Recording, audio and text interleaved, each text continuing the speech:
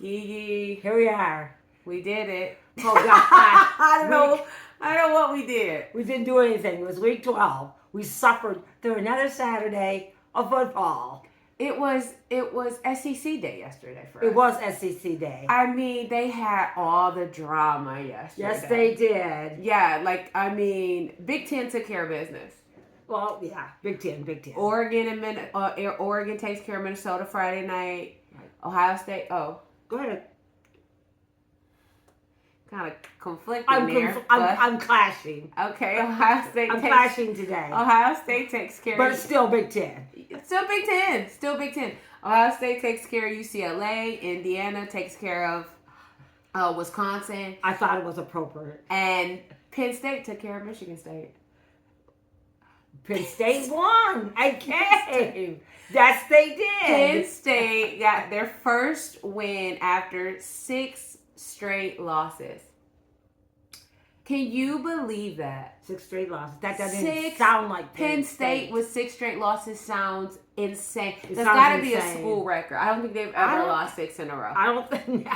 Or if they did, it had to be like the 30s or 40s, right? Not since I've been watching them. Crazy. Well, let's get right into it. I don't want to talk about it. Well, let's just address the elephant in the room. I just don't want to talk about it. It pisses me off. I'm still upset today. Little 3-6 South Carolina. 3-6, am I right? South Carolina goes to Texas A&M to play in the toughest place to play in college football, College Station, the house that Johnny Manziel built, and they start the game incredible.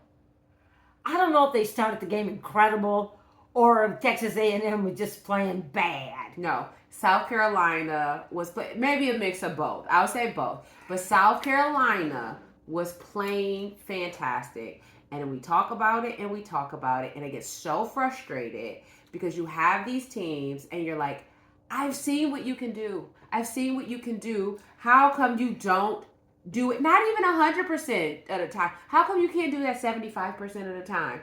So at halftime, the score is 30-3. South Carolina is winning. Did I mention they were in College Station? Yes, you did. Several times. Okay. The final score was 30-31. South Carolina did not score second half. They couldn't get a field goal. Not even a field goal. It behooves me to say this in defense of Texas A&M. Marcel Reed, they don't need you to defend them. They do. Marcel Reed played horribly the first half. Now, I saw the replays. I didn't see the first half by myself. We came in on the second half. It was a complete turnaround. Comes Where out did we first start? half. We came in. What game did we start with, though? We came home too. Yeah, that was the game we started out with. The 30. How did we miss the first half? We was out. Mind your business. Don't worry about what we was doing. So when we pick it up, it was end of the second quarter, though. It was pretty much the end of the second quarter. Now, we got second. Yeah, okay. Sorry, go. They showed the replays. Interceptions, tipped balls, couldn't drop balls, couldn't connect to a receiver. Fumble recoveries. Came out the second half, you wouldn't have thought it was the same team. You would have thought another team went into the locker room and a second team came out. That's how well they played. 4 touchdowns in the third quarter. Did I get that right? That's it. You got it right. 4 touchdowns in the third quarter by Texas A&M. South Carolina could not get anything going. First half, South Carolina looked incredible. I cannot say it enough. But, I mean, that D-A-M-N, Concepcion for Texas A&M. Concepcion is... I mean, he is all over the field. And the one play he did, he did a lot of incredible plays. The one play he did where I was just like, that is what you do. The ball was up. It was a little bit high. South Carolina was going to grab it for an interception, and he breaks it up. If I can't catch the ball when I'm on offense, neither can you. And I don't know why more of these receivers don't do that. They sit there, let the ball go right between their hands, and then the quarterback's like, come on. Like, this is a team sport, people. Let me rephrase that. It was 3 touchdowns in the third quarter. I mean, and they got that fourth quarter. Yeah. It doesn't, because Marcel Reed was on fire, and once he finished, I think the boy finished with like 439 yards passing, and 3 touchdowns. He had 2 interceptions, but who cares at that point? And the thing with me, and the thing is that at this point, what we were saying about South Carolina, same plays. I could tell you what they was gonna play before they played it. And I said to Kelly, Yes. there's somebody up in that booth that doesn't know what they're doing. Either that or he doesn't know the plays. Everybody watches film. You watch film of your opponent before you come out. You try to do some trick plays. You try to say, okay, I'm gonna scramble the offense, and I'm glad you brought Same that up. plays. I'm glad you brought that up because that's what I think South Carolina's problem is. Maybe if they don't fire the coach, I like Shane Beamer. I do, but if they don't fire the coach, they need to fire one of the coordinators because something's not clicking. right. I think the problem is they only have those 5 plays because if you're South Carolina, no, hear me out. That could be true. And this will come back later on in the show. If you're South Carolina, you're going to College Station against number 3 undefeated Texas A&M. You don't got a little double pass back. You don't have a little wild call. What is it called? Wildcat draw. You don't have a squib kick in your pocket. You have a trick play. You should have. You're 3 and 6. You should have all the trick plays. You should have something in your back pocket. You should have squib kicked immediately. You should have been. I mean, but hear me. I mean, could you get more than freaking 30 points and a half and then expect to win? I mean, especially when, because we've seen this before. Alabama, Georgia. Bama did not score second half. We bring it up all the time. But the thing is Bama's defense held long enough. That way, they ate up the time. South Carolina's defense couldn't even hold long enough to eat up the time to stop one touchdown, one something. I mean, it's ridiculous. We couldn't even get a field goal range. It was ridiculous. It pisses me off. Let me interject with, the O-line couldn't hold off anybody long enough for Lenore Sellers to throw it. Well, look. 1001, boom. Well, we knew this was an issue. We knew that was a problem. Again, why don't you have a little trick? I love when they do the thing where quarterback gets it and they do like a toss to somebody or a pass off, and that person passes it back to the quarterback because it gives you time to confuse them and gives your quarterback your receivers time to get down, to get open, and then you get the ball back to the quarterback. That way they're not targeting him, moving target, and then you could get that. I didn't see any of that from South Carolina in the second half. It was ridiculous. Now, not that we know how to coach, but it looks like sometimes you just want to get out on the field. I know. No, I do. I just want to get out on the field and say, why are you running that same But this is your job. This is what you get paid to do all day long. So it's just like, no, I don't know how to coach. I also don't get paid to coach. I also didn't learn how to coach. You know how to coach. It's ridiculous. No, they didn't. What? They didn't score. I do want to bring up one more thing that was a little drama. Nick Harbor for South Carolina has that 80-yard run and that touchdown. Right. He runs up in that tunnel, pulls a hammy, runs up in the tunnel. The team follows him. And as they're walking back out, some Texas or state trooper shoulder checks them and starts to scold them. And told him, get out of here. First of all, we was leaving already. And then second of all, it's like, why are you shoulder checking some college kids? You would never do that if you didn't have that badge and gun on, because Nick Harbor is like 6'8", 250 pounds. And it's just like, thanks for the little bit of racism on a Saturday. He got relieved of his game day duties. I highly doubt he's going to get fired, but he got relieved of his game day duties. And now, guess what? You just missed your little overtime check for Saturday. Well, and a free game. Yeah, your free entrance to the game, douchebag. I thought that was so tacky. The other thing we always talk about, and I only seen it today because I was watching a highlight back of one of the games we watched.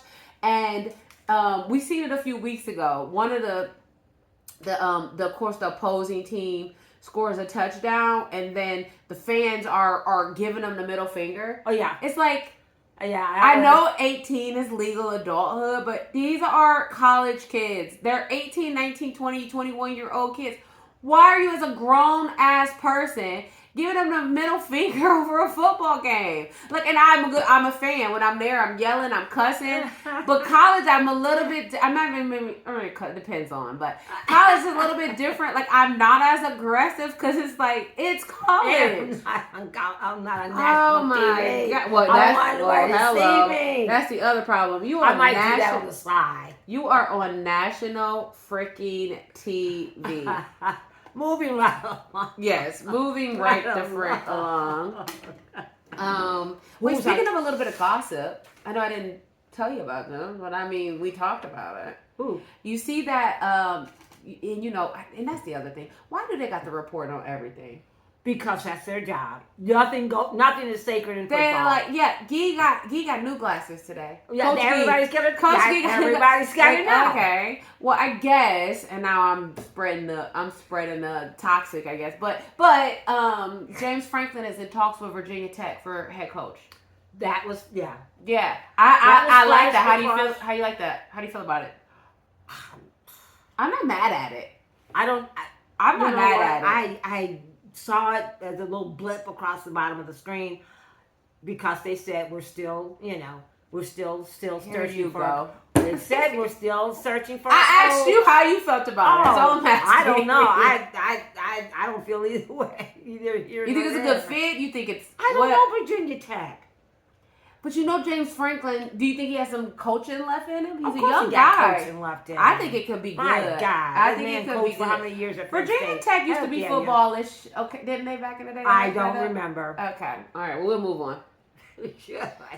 To the next heartbreak, but at least, oh my God, this was a game. This was a game. And I have to be honest. Would you say it was the game of the day? It was the game of the day for me. Yeah, absolutely. No, I take it back. Which one are we talking about? First of all. Number 11, Oklahoma at number 4, Alabama.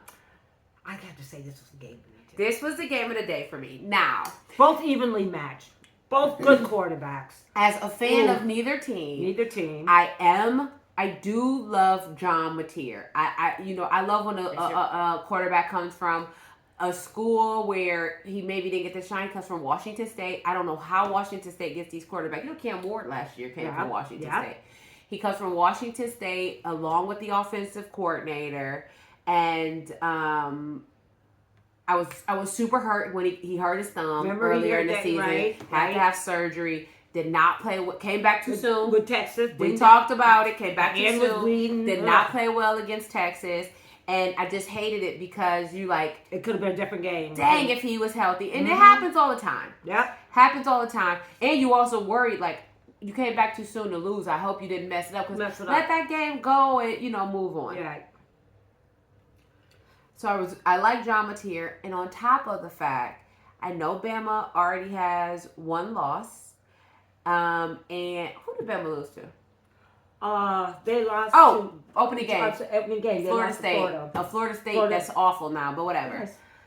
But they are at the top as of before game yesterday was second in the SEC, right behind Texas A&M. So I'm rooting for the chaos. So I don't want anybody who's supposed to, except for my team. My team, I want my team to win. But anybody who is the underdog, I want them to disrupt, especially if we're talking 1 through 15, teams ranked 1 through 15. I want the underdog to win. I wanted SC to beat freaking South Carolina. I wanted them to beat A&M so freaking bad. Did you get off of that game? Okay, I'm done. Let's talk about Oklahoma and Alabama. Let's talk about it. Number 4, it's Alabama. Bama's homecoming. I guess. Oh, yes, it was. Bama has not lost a homecoming game. Obviously in Tuscaloosa because it's homecoming, because you wouldn't have homecoming somewhere else, since 2021 or 01? 01 against LSU. I think it was 01. I don't know. I didn't think that was a big factor. It I is. was watching because this is the season of record breaking. Yeah. Georgia's home streak broken. Oregon's home streak broken. Georgia and the whole can't beat Bama. Still can't beat Bama. I know what I'm saying. I know what's happening in 2 weeks. I'm not jinxing myself because we are not going to play that game. But it's been like that. He's never done about. A&M. It's Nobody's crazy. ever come back from 30 It's ball. crazy. Am I wrong? No, We've November. talked about November's that jinx month. It's not it. November's a jinx month. This has been a jinx season for us. Yeah. And let's not talk about. We just said it. Penn State with 6 losses. LSU's unranked. I don't. The words come out my mouth. I don't get it. But moving on. Game. Go. Okay. You said you like John Mateer. I do too. I liked it. And when we came out to this game, I thought this is going to be a battle. Number one, because everybody, Alabama. Number 4, Alabama. You know how that is. Alabama's an institution, or as you say, one of the blue bloods. So we come out and Oklahoma strikes first. Yes, they do. They come up with 3-0. I'm like, oh, okay. You know that defense for Alabama. They will hold you right where you stand.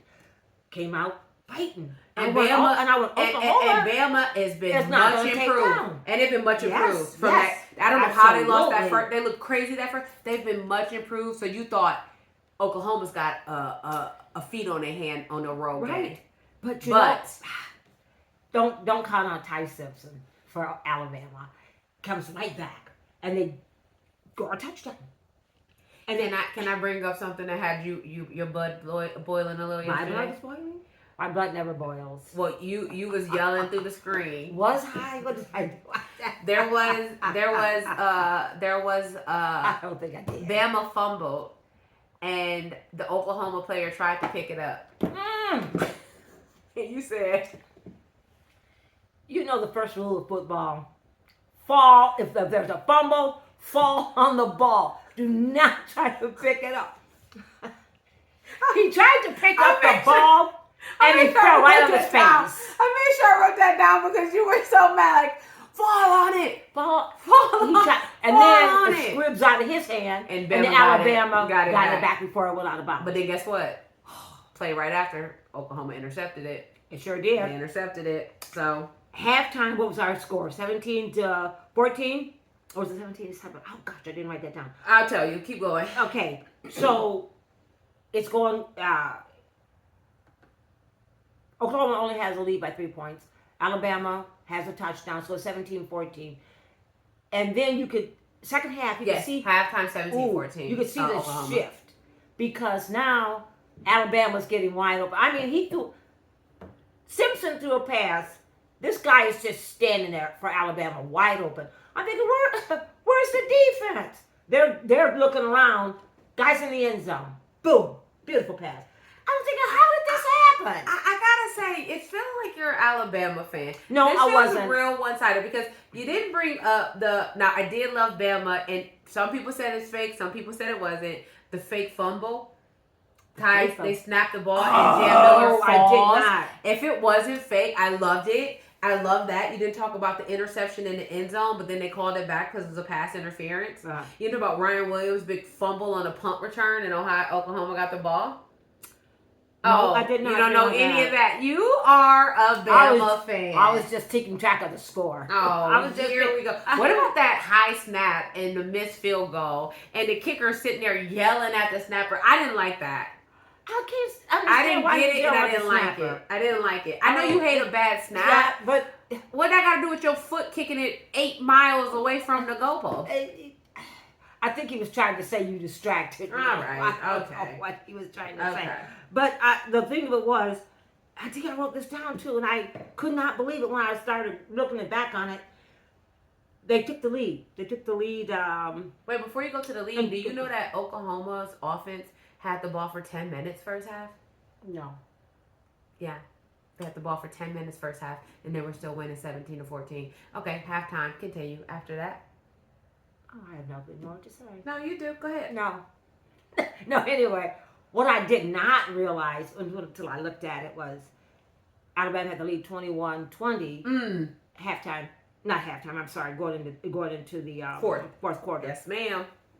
They didn't score again. Fourth quarter.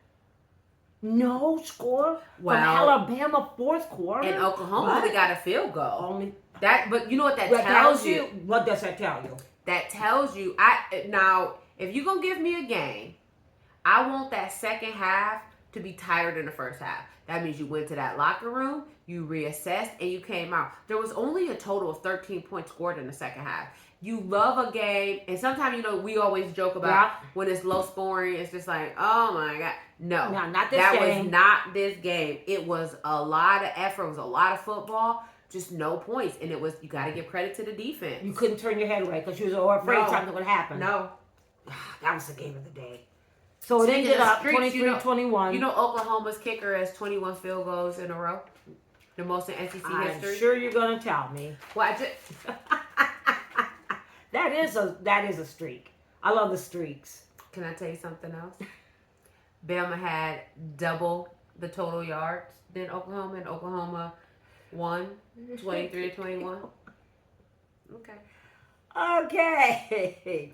It was, if ever you get a chance to watch the highlights, if you're not a fan, but if you're just a football fan and said, "Geez, I missed that game." No, that's actually a good point. If you don't love football, or you just like feel like with most sports you can't sit through, you could get a good 20-minute highlight, and they give you juicy enough. It's not kind of stale with only like the scores. Yeah. You could, maybe that's your introduction to it. I mean, you only don't like it probably because you don't know about it. Like, you don't know how it works. I wasn't a big fan of baseball until I started kind of like watching it and betting on it, I guess. But it made it interesting. It made it interesting. So, okay. The other SEC it was SEC day tournament. It felt like SEC Saturday was number 10 Texas at number 5 Georgia. And you know me, I'm gonna start off. I don't know why Texas is number 10, but first thing I thought was Stockton's got some legs on him. Gunnar Stockton, quarterback for Georgia. Oh, he was running? Yes. I didn't know he could run that well either. I've seen him run from time to time. Me too, like a little scramble here, there, or a little quick little. They had plays designed to run, and he had moves. They had plays designed for him to run. And the thing that got me, I'm going, he's running. Oh, God, I meant to look up how tall he is. The guy, he just rambles. He's big. He's tall. You know what? I don't know if he's as tall as he is. He's a solid guy. Yeah, you hit him, you can bounce off of him. Yeah. Sometimes you know how we look at the quarterbacks. You're like, he's so little. I hope he's okay. I mean, he may be tall. Like Nico Amalava for UCLA. Right. He's so tall, but he's so thin. And like Arch is so tiny. Julian saying they look so tiny because of course the other guys are so huge. But I will say this before I start bashing Texas. Texas, you can see the progress. Problem is they are not an elite team. They have not cleaned up a lot of the mistakes. They have not cleaned up a lot of the errors. What about that huge punt return they had to call back? That was that special teams coach pissed? Oh, a penalty, holding. What was it, like 35 yards? Gunner 6'1", 215. So he's not that tall in the scheme of sports. And not only that, the drops. You and me, girl, you and me both. Texas drop passes, exclamation point. I wrote that down. And my boy Wingo. Texas O-line looked a little bit better. Texas O-line. You couldn't get to Arch Manning. Arch had some time. He was back to having a tea party. He had some time. I see the improvement. But is this the one where they've changed the O-line again, or was that Georgia? No, I think he did say he had mixed up the O-line again. They keep changing it. South Carolina, please take notes. Yeah, change that. You have so many players on that bench that's just waiting to prove themselves. If you say, hey, I'm not getting anywhere anyway, they're getting to my quarterback. Yeah. Put somebody else out there. Or, remember somebody talked about it, and I can't remember again if it was Texas or Georgia, but we had this issue last year with Ohio State when everybody on the O-line kept getting hurt. And they end up moving people around. Yes, and they broke it down. Every O-line position is not the same position. Left corner, right corner, the end person. And so the one guy was like, I'll play any position. He had him on the end. He was making a few mistakes. Mm-hmm. And it was like, remember, this is his first time playing that position. But he tightened it up. Oh, don't get me started on the snapper. Who was our snapper who got hurt? Oh. He got hurt last year. So let's also talk about not only maybe looking at the second string, but also maybe switch guys around because maybe, being on the left is not his best. He's better on the right. But my point is, try.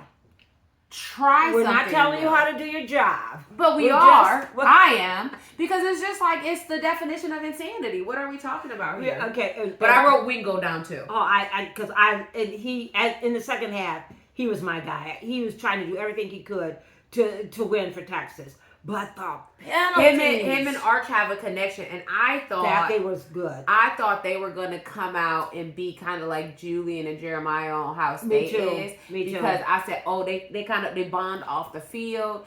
Last year, Arch's first pass in the game, or his first touchdown pass, one of the two, Wingo is who caught it, and I think they're both redshirt freshmen or sophomores. And I said, oh, that's why I made the prediction that Texas was going to win a national championship. But I hate those words. I hate those words. Don't bring it up in the comment section. We don't have anybody in the comments. But anyway. What about Zachariah Branch for Georgia? He's another one. I didn't write his name down. I was going to look up his... Former USC. Man, that was a big, huge loss. I remember him from last year at USC. That was a huge loss. But yes, please talk about penalties. Did you do the comparison? Yes, I wrote down that they had a total of 9 penalties. Yes. For 50 yards. 7 penalties alone in the first half. Georgia had 1 penalty. Yes, ma'am. For 15 yards. The Now, whole game. It resulted in a touchdown, but that was the only. I mean, 1 penalty, Mom? The whole game. 1 penalty in a game like that? And 1 penalty. One penalty. I couldn't believe it. It was just like, what the heck? Even the announcers were saying, what are they doing? And that's the next thing. They kept going backwards. And even though they were much improved, including Arch Manning, 27-43 not gonna cut it. You cannot be 27-43 on passes. And again, I know it's not on him. We seen the drop passes. That's ridiculous. But the drop passes. Remind me of unnecessary roughness. The drop passes was unnecessary. The ball is my friend. The ball is my friend. That was unbelievable. Can I give you 2 words? Mm. You wrote. I see it right here. That Kirby, my favorite. Kirby is Kirby. If Georgia play the championship tomorrow, I don't know what kind of trick Kirby would bring out of his hat. Do you know they scored a touchdown and they went to kick off to Texas? I blinked and I said, how did Georgia get the ball back? I thought they was kicking off. Do you know Kirby got ready to kick off and did an onside kick? He had just scored a touchdown, kicks off the deck, and does a squib kick. Georgia gets the ball back.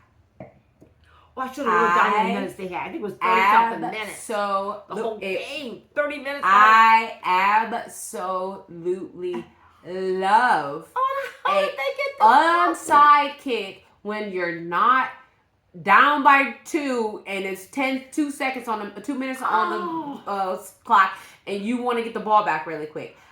You know who's made me fall in love with it, and I'm gonna bring it up every time, even though it's painful. Oregon and Ohio State in Oregon, and Dan Lanning scores a touchdown or a field goal, whatever they had, go to do the punt or whatever, does an onside kick in the first quarter. And I said, what? That's what they... Why don't people do it more often? Why don't you do it more often? Now, this is what's crazy about, and the same for Kirby. He does his onside kick. They were up 21-10. He just scored. It was 21-10, and he said, I want another. I'm going to steal a possession. Onside kick. Nobody's expecting it. The whole team sold it, and they freaking get the ball, and I loved it. Scored another touchdown. You got to score another touchdown. You got to have the defense for it, though, and you got to have the BALS for it. And I loved it. I loved it. It never gets old to me. It was Kirk or Reese never gets old to me. We are witnessing a master class in coaching. Yes, ma'am. And I said, well, if it's Herb Street. I said, well, if it's gonna be somebody, it's gotta be Kirby. He's smart. But you know what the thing is too. This is what he's growing and he's growing on me. What I love about Kirby Smart is Kirby Smart's been coaching Georgia long time. One of the blue bloods. Long time. He comes from the stable of Saban. Yeah. So, and Kirby's a defense guy. He was a defensive coordinator. That's why Georgia supposedly has always great defense. Kirby is not an old dog who is not going to learn a new trick. He did. And me and you have talked about coaches Joe, on here. And though we want to wish him well and hope he gets to somewhere great, James Franklin. And you know what else? Herb Street says Sarkisian knew. Sarkisian said, I know something's coming. My question to you, Sark, as the underdog coming to Georgia, where was your trick play? Where was your onside kick? What did you have to lose? Because Texas defense is all right. It's not bad. Texas defense was holding them now, in Texas for a while. is the worst in penalties. Okay. Mm-hmm. And we seen that on display. That you know what else was the big difference? Drop ball, the drop passes. Texas ran for 23 yards. Bama ran for 128. You're not winning a game if you don't balance the pass and the run. And I started to write You're not winning a game if you don't win the pass and the run. I hate to get too many details, but I thought it said Georgia had held that ball for over 30 minutes. 30 minutes and 35 minutes and 9 seconds, yeah. and Texas had it 24 minutes. 20-something minutes, yeah. You hold the ball that long. I mean, even that wasn't too lopsided because we've seen that. We talked about it. Sometimes you don't have to have the ball if you can score quick. Ohio State scores quick. Yeah, that's true. You don't have to have the ball if you can score quick. But my thing is, you cannot have 58 yards of penalties. And the yards almost don't piss me off as much as you had 9. Well, the thing with this, too. Yeah, those are little piddly-iddly ones. But this is costly. They push them back. Yeah, but it's little ones. Like, Georgia has a 15-yarder. That has to be pass interference because it's going to give you a big chunk. Yeah. You got 9 at 58 yards. That means you had little stupid 5 yards offside. So whatever, the dumb stuff. I don't mind. Me and you talk about it all the time. I don't mind a pass interference if it's going to stop a touchdown. I'd rather I get a 15-yard penalty than somebody catch a 70-yard ball and get on the 2-yard line. I'll take it every time. But it's ridiculous. And you can't have a lopsided rush game like that. You just can't. Not against a Georgia. I freaking loved it. That onside kick gets me every time. Okay. Little personal story. While we were watching the game, and this is one of the reasons you love football, is especially college football. I feel like there's the time for the community, and there's time for sometimes to get you a little personal. Sometimes too much. Sometimes you're like, if I'm a mom, don't put the camera on me. Oh, because if we lose it, I don't want to hear nobody talking trash about my child out there, right? Yes. But this one was a good one. Georgia player Lawson Lucky scores a touchdown. It was his only reception I seen too. That was the only one. He got his only reception. Yes. Lucky's actually a good player. I know he can be the target a lot sometimes. And he scores a touchdown. And the camera pans to his mom and his brother, who is physically disabled and maybe mentally disabled as well. And so they got to talking about it. Like, he wanted to go to Georgia because he wanted to stay close to home for his brother. Yeah. And his brother knows where he is on the field. And he was at the game and they were cheering. And I was like, this is another layer. We talk about, oh, these kids getting millions of dollars, or he sucked at this and that, or these kids, like, why wasn't he this? It's like, this, again, not their full-time job. They are playing football, what they love to do, and what allows them to go to college for free, most of them. Then they have to do classes. Then they have to deal with the scrutiny of, social media and the media. Right. Social media is relentless this day and age. Right. And then you don't know what people are going through personally at home. So that's why when we talked earlier about the middle fingers and the attitude, it's like, yeah, I get it. And not that, professional players don't go through the same thing, but the thought is they've grown and they've become, these are men who are being formed. Right. And it's like, not only in football, but maybe in day-to-day life, take a freaking 5 seconds, I'm cussing, 5 seconds to think about what somebody else is going through and calm it down. Yes. So I thought that was such a nice, a beautiful little story. Yes. I was like, that's incredible. Yeah, and like I said, like you said, we don't see that every day. We turn that TV on Saturday. We sit back and we get ready for a show. Mm-hmm. We don't last year we were talking about this at this time of year when they were coming down to the end of the year, and they were saying, "Oh, geez, just before the game, he had to get a paper in. He had to do 3 exams, and he has to go home after the game and finish up a dissertation. Oh, when the heck you got time for this?" And he's got to go to practice and be there by 5 o'clock in the morning. Yeah. And I'm going, oh, heck no. It's a lot. Or sometimes when they share their stories, I'm kind of like, Right. God, like that's gotta be such vulnerability. Like Jimmy Woo. Horn for Colorado last year, his dad was in jail, and so they were talking about, Deion talked to him. Colorado. Ohio State has somebody like that too. I can't remember his name Oh, now. was it? Oh God, was it Travion? Was it? I can't Whoever it was, but it's like but that's a hard thing to do. carry. Oof. It's a hard thing to carry. And then you gotta go on Saturday and play football before thousands of people in the stadium, plus who yelling and booing and sometimes your own fans. Sometimes it's your own fans. Indiana got booed. They went for that field goal or the punt and they were booing them. I'm like, y'all are playing Wisconsin. Please, come down. But no, I was very proud of Georgia, and I would like to say it's not how you start, it's how you finish, because we watched a lot of Georgia this year. Yes, and we did. They have not always looked that good. That's the best they've looked all year. Oh my God, that Georgia team is the Georgia team we know. That's indeed. Okay, so we watched those games in depth, but we watched a lot of football, and I got to come to our favorite section. What the football? What the football?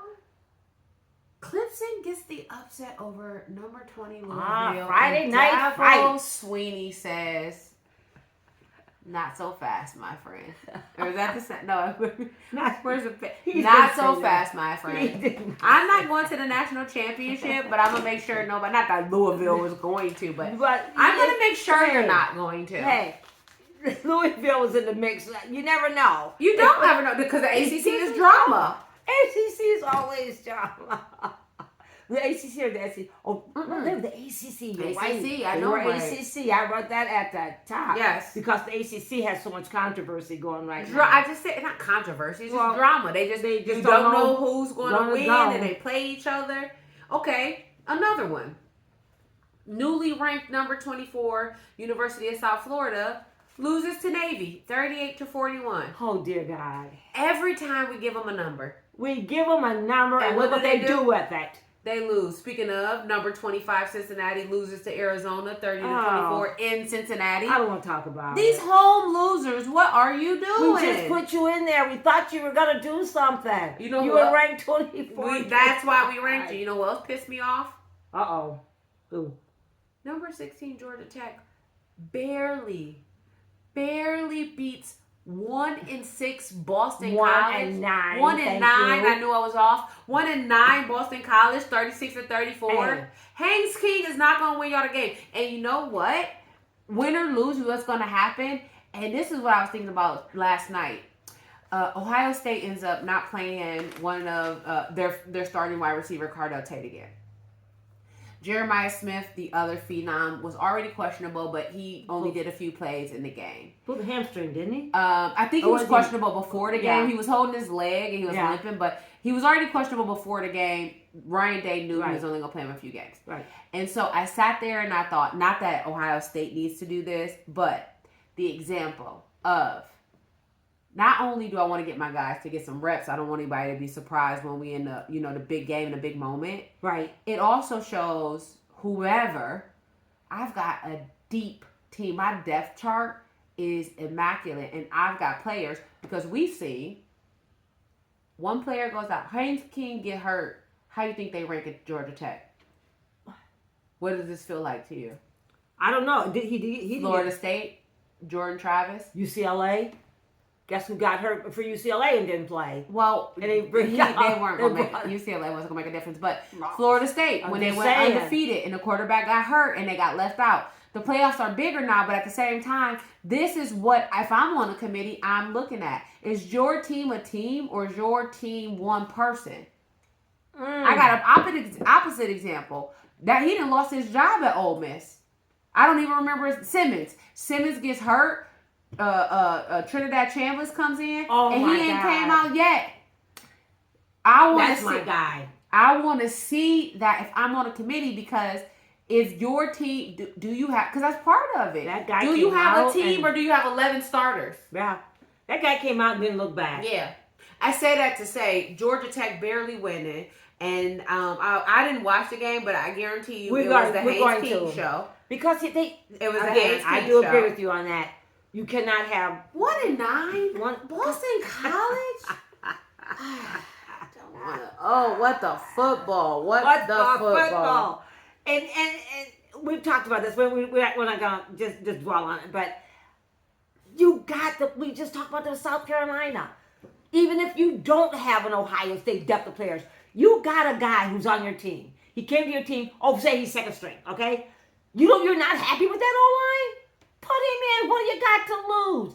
If this guy says, I'm gonna make this team, he may be, because you know what? The second stringers want it more. And if you put them out there, they'll show you that they want it more. And if they don't, oh well, you haven't lost anything because they're not holding that together anyway. No. If I was Shane Beamer, I would have put my second string O line. I would definitely put a few of them in at the end of that game. You got to. You know what? It was close. Anymore in this date, like you say, in our day and age, I just can't. We've got to have back. Don't put them in when it's clutch time. Yeah. And I said UCLA. I was kind of kidding, but I wasn't. But you're not. They put in a brand new quarterback against Ohio State. It probably would have didn't play. UCLA's quarterback. Nico Amalava. Yeah. I can't. I'm not saying it right, but Nico Amalava. Yes. And this kid comes out. I went, what are y'all doing? Redshirt sophomore. It was his first start in college. He had never had a pass in college. That means he never even got in the backup, which we know because Nico's been in the whole time trying to again carry the team. On his back. You also I was a little disappointed because I also wanted to see if he could have judged UCLA a little bit, maybe got some things. I mean, because UCLA scored on Ohio State. I think it was the second string, but still they scored. And it was like, what if Nico was in? Could have been more a little exciting in the beginning. Ohio State needs the challenge, you ask me. I don't know. Here we go. Other what the football. You had another one? Sammy Houston got their second win of the year. Back-to-back wins. Yeah, Sam Houston. They're like, we gonna finish strong. How about that? UMass. We still waiting. We're 2-9. UMass is 0-10. No, they're come on. They play 0-10. That's right. Yeah, they play Ohio University. There was somebody. I was right. So sad. Okay. I said they're 1-9 too. There's a lot of them that are 1-9. I did. Who was that? There's a lot. Georgia. Guess who they played? They played Charlotte. Charlotte was 1-9 because we were I'm not getting ahead because we were talking about how these schedules, how everybody's gonna finish winding down, and they're playing. Your destiny is in your own hands for some schools. For other schools, ooh. Other schools, they're gonna finish out with a nightmare. Yeah, Oklahoma, their schedules tends to still be strong, and then some people have some real rivalry week, but we about 2 weeks, 3 weeks ahead of that. Yeah, a little bit. 2 weeks. Okay, so what? After all of that yesterday, what do you think the CFP gonna do? I'm glad you brought it up because it's gonna be a little jiggling and juggling. People took care of business. Well, they did. Who didn't take care of business let's see what my losses here. The edge teams. South Florida loses. They were one of the notable 5, and they're likely to drop out. Who was the other one who was on the edge? I don't know who those 5 are. Not the 5, but the 2 that they are putting. Oh, Cincinnati. They were 25. They lost to Arizona, and they were the front runner for. Oh God, they were. Were they in the conversation? They're no, they were just Big 12. Yeah, but who's in the conversation? Remember, there's 2. USF was in the conversation. USF and it was Southern Florida. There had to be Tulane, no, James Madison. No. In the top 5. Never mind. I don't know who else in the conversation. In the bottom last week. No, it was. Remember we talked. It was 2 division leaders. Maybe it was Miami. I'm thinking of because they had the top 10. And then, unfortunately, there's 2 people who aren't in the top 12 who are the division leaders, and they are going to end up bumping people out. And so, one of the first teams out was Oklahoma. I can't remember. I think BYU's the second team out because Miami, who is ACC, is ranked 15. So, they were, projecting them as the ACC person in the mix. and South Florida was the person in the mix. So remember, the week before was Memphis, and Memphis lost. Oh, okay. I didn't keep my CFP notes. I don't have to bring them. I have to bring them next time. So anyway, SF loses. It's gonna bring them, but okay. SF loses, and so to answer your question, that is what I said. Can we see a North Texas Let's Go Green Machine or James Madison, who are both 9-1, in the CFP conversation Tuesday? Oh, they might The be. answer is yes. Let me ask you another one, because somebody was just stomping hard for Georgia Tech. Why is Miami? My God. Why are they hyping Miami? I'm like, they're ranked high. Why are they hyping Miami? They're leading the ACC. Georgia Tech is leading the ACC, and they're still leading the ACC. Oh, wow. And the second runner up to the leader is Virginia. Not Miami. Miami is 4-2 in the conference. Other teams are 6-1. So that's why I'm hyping Georgia Tech up. And Virginia is a sleeper. I totally got past Virginia, but they keep. I'm not gonna get into the CFP thing, not right now. Yes, because we obviously. But no, I want to hear it because I don't remember. But I'm still totally confused. But I'll get it right this time. I'm gonna draw you a diagram. I am gonna get a diagram. Last year we would do a prediction of who we thought were gonna be in the top 12. Remember? Oh God, that's too much for you. Too much for me right now. I'm excited. I can't wait. But before we hop to Tuesday, let's talk about what games are you looking forward to next week. It's slim pickings because it is. I'm trying to look for the games. You don't want to see Georgia and Charlotte? No. I don't want to see. Wait, before we move on for the predictions, I'm gonna say it here and I'm gonna say it now. I let it slide when you left Indiana at number 2 when Texas A&M deserved it. I am not going to let it slide if you leave Texas A&M in the 3rd spot when Georgia should be moved up to number 3. And that is all I have to say to the committee. All right, committee. What do you want to watch next week? Okay. Like I said, in slim pickings because I was trying to find games that will impact the top 12. Okay, here we go. You don't have to find them that impact the top 12. I want somebody to upset somebody. Want to see?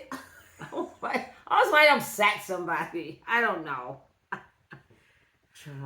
Drama all the time. Okay, you know what I want to see? Yes. I know it's a little out there. I want to see Oregon and USC. That is not out there. They're both Big Ten. I know. They're both ranked 117, 118. Because remember, we're having this conversation of who's the number 4 team in the Big Ten. You've got Ohio State, Indiana, no question. They're killing everybody. Then you've got Oregon. They're 9-1. Is it USC? Is it going to be Michigan? Yeah. Who's the 4th team in the Big Ten? It's looking like it's USC. It might be. And Oregon wants to keep their 3rd spot. They need to. I love that. And it's in Oregon. I'm very proud of SC's win over Iowa in the rain yesterday. It was terrible. Okay. I like that one. That was on my list. It was a comeback win, too. Yep, that was on my list as well. I have, and of course these ranking numbers are whatever was last week, so we'll see if it changes. But I have, because I have not lost faith, Missouri at Oklahoma. Number 11. I had that one, too. They dropped Missouri out, but I'm thinking, just because you dropped them out of the rankings don't mean they dropped their talent. Missouri has just been right.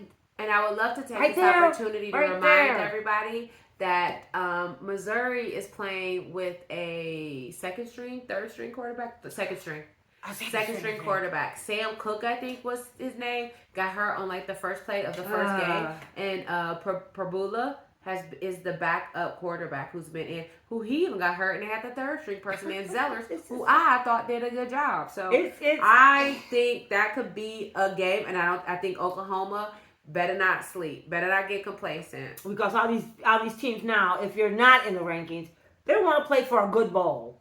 They want to play for a good bowl. And I still want to play to win. I don't care where I'm ranked. Well, that's right. Okay. Now, this may again. I'm going with Vandy against Kentucky.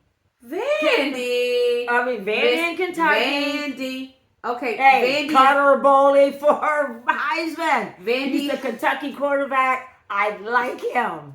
Backup quarterback. And Vandy. Is Vandy ranked? Yeah, Vandy's number 14. They didn't play today. There was Yesterday, an SEC. Oklahoma or is it Kentucky ranked? I mean, I'm sorry. No, Kentucky's not ranked. They're 5-5. Vandy, But Kentucky's a good team. Grandma's favorite team. Grandma's favorite team. Kentucky's a good team. I think they have a bad rap. They have a very tough schedule. Man, I was looking at that schedule today. I went, woo. I don't know who's paying you, but you are very much I'm advertising. just saying. Okay. I'm just saying. They may, y'all Okay. may laugh. Okay. I got another one. I've got two. Okay. I've got probably not going to be ranked after yesterday, but still may have a little bite to them. Number 22 Pitt at Georgia Tech. Number 16 Georgia Tech, who barely won against Boston College. I think Pitt has a chance. I think Pitt is a good team. Yes, Notre Dame just pulverized them. But Notre Dame had to pulverize them. Yeah, they have no conference. They have 2 losses. They have to finish strong. Otherwise, they will not be in the CFP playoffs. Ah, good one. CFP playoffs. I didn't. Double. Yeah. So I didn't think about that. I think that one could be kind of a little old-fashioned. Just, you don't, you thought, but you didn't know. All right. Yeah, you give me one more. And then I got one more for you. Okay, and then I'll be done. How about Tennessee against Florida? No. No? What are you thinking? I'm thinking the Swamp? I'm thinking upset. I would love that. Isn't that TJ Lagway? DJ Lagway is Florida's I want him to finish strong. They beat Ole Miss in the first half yesterday. Ole Miss ended up winning by 10. But let's talk about this Florida team that has been beaten, downtrodden, fired coach. DJ Lagway was benched last game, not yesterday, the game before. Brought him back.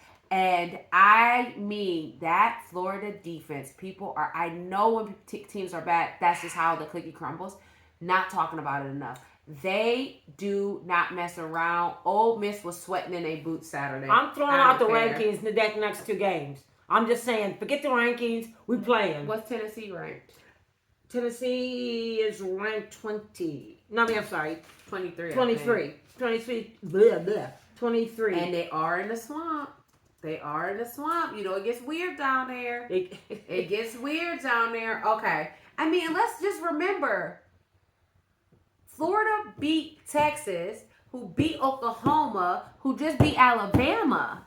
I mean, there's gotta be some kind of 7 degree of separation of talent. I know, because when I was looking at some of these losses, and I'm going, how did they lose? Oh my gosh. Okay. So, and it's just like, okay, that's football. Here's my last one, and I don't want to hear no lip. 7-2 Hawaii is playing 8-2 UNLV. I love Dan Mullins, the new coach for UNLV. And come on, you weren't cheering for the Rainbow Warriors week 1 against Stanford when that quarterback was playing with a broke ankle. It might have been broke, but it was damn near broke. I only cheer for the kicker, the Tokyo Toe. Learned how to kick off of YouTube. Watch our show, people. We talked about it before. That is gonna be a good game. Dan Mullen went to double overtime yesterday. I couldn't believe that against Nevada, against I can't remember who they played, but they won. I couldn't believe they went to double overtime. That was kind of crazy, but they won, and that's all that matters. What conference are they even in? I don't know. You don't have to be ranked to be a good football team. Are they in the Mountain West? They might be. I don't know the Mountain West. We never hardly see them. Is it the Sun Belt? I don't know.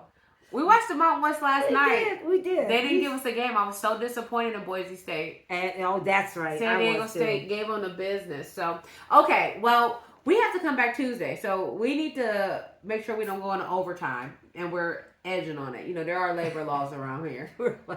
I think we done gone into double overtime, to tell you the truth. I ain't paying it. All right. I am Kelly, like the color. I'm Gee, like the butter. And this is Saturday Hangover. Like, subscribe, follow, unlike, call her, text her, beat me if you want to reach me, Kim Possible style. And we are going to come back Tuesday. Now, I think we're going to have a short little CFP show, but we will fill in the blanks for y'all. We will see y'all on Tuesday. Adios, amigos.